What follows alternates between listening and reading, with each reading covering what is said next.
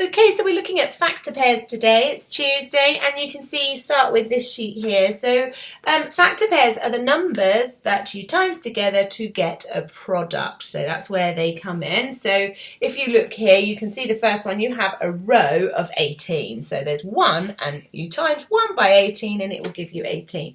But obviously, there are more than one factor pairs for some numbers. Some numbers, there aren't. So that could be a fun little investigation to do once you get more into it. But the idea is different numbers have different factor pairs. And what you can do is not only you can see it, and some of you might know it, another way to do it is to use your times table grids, and I'll put these up into the blend space so that you can see them online if you haven't got one. But you would turn around and say 18. What times tables does 18 turn up in? So I can see it here, 2 times 9. So I know that 2 and 9 are factors of 18. And then I'm going to look again. Oh, it's popped up here in the 3 times table. 3 and 6 make 18. So I know 3 and 6 are factors of 18, 18 being the product. And so you just can... and you can see here it's come again 3 times 6, but they're the same numbers. You can't write them twice because you know that a product of 3 and 6 is 18. It's a bit of pain today.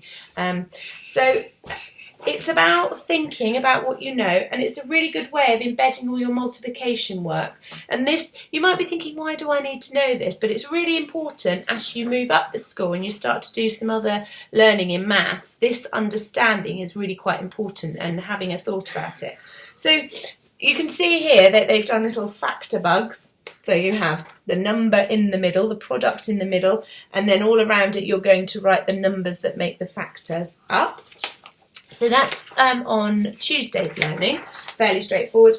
And then on Wednesday and Thursday, I have put different ways of making factors. So there's the factor rainbow, and then these are just factor blobs. What do they call just finding factors? Just loads of different ways of finding factors in different numbers. And maybe at the end of it, you will notice that some numbers have more factors than the other. So some of you who are keen for a challenge, you might want to say, well, which numbers have the most factors and which numbers have the less factors? And you might find something going on with odd and even with the number of factors they have. So there's a bit of a clue for you. So all week you might do that.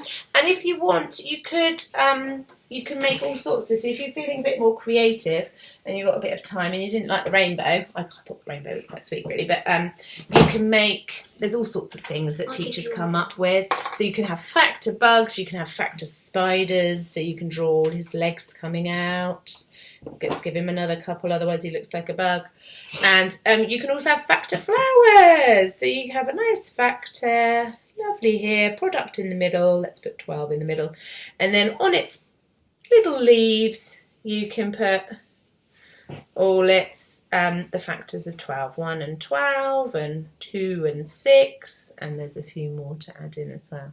So you've got the sheets to do if you want. If you want a little bit more, you can get a bit creative with it. But every day, you're just really exploring those factors and thinking about what you know about those multiplication sums. It's really helping secure that learning that you've worked so hard on this year. Okay, well done. Bye.